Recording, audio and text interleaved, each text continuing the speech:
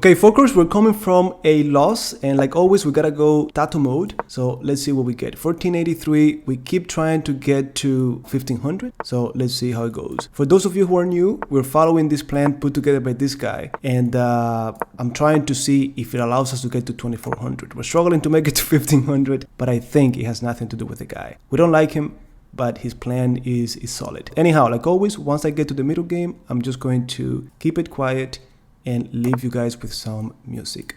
So H3, I'm doing the same thing that we learned in the Vienna. This is more like a closed Sicilian, but I'm using the same plans. So let me just go knight F4, putting pressure on D5, and they don't really care about that. All right, just leaving my knight in the center. A little bit tricky, careful with these deflections so that they get the knight, but we don't really care because we have this in-between move. So let's see what's gonna happen next. All right, could this be trouble? Could this be trouble? That's actually a very interesting move. Should I do F4? Or should I just take, followed by knight B6?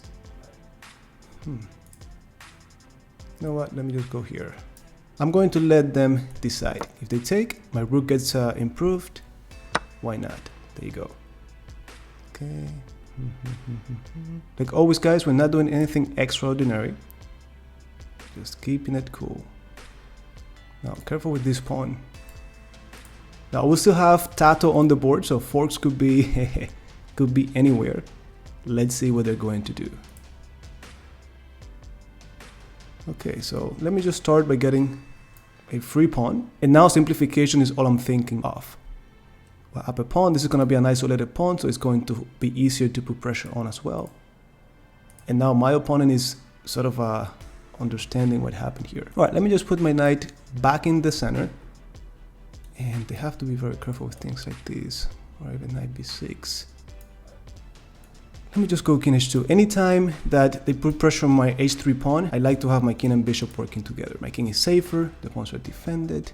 Come on, there has to be a tactic here somewhere. Okay, let me start with this. Let me start with this.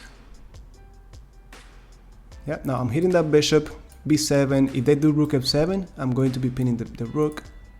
Oh no, they're saying that's not how it's gonna go down. Okay, I think I'm gonna take that. And now, I don't want him to do f4, so let me do f4 myself, but then they have rook e8. Okay, so let me do rook e1. Now, it'll be interesting. No, yeah, I knew they were gonna do that. Now, let me just go here.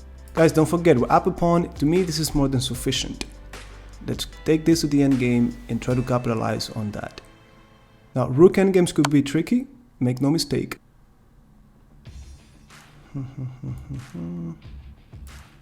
Let me activate my rooks. Now, maybe double up on the 7th rank. I don't know. We could even double up on these pawns. Like always, this is plenty of time. We have 20 seconds plus the increment. So no need to go like crazy. Okay. Now this should be, guys, kings and pawns endgame. We're up a pawn. This should be very, very easy. Okay, opposition, we have the active king. Okay, this pawn is falling. You see, weak pawns, they cannot be defended by other pawns. That's it, guys. Like always, don't forget to subscribe. We are, again, very close to 1500, so the next game, we really have to make it work. And I will let you know the secret to never come back down from your milestone.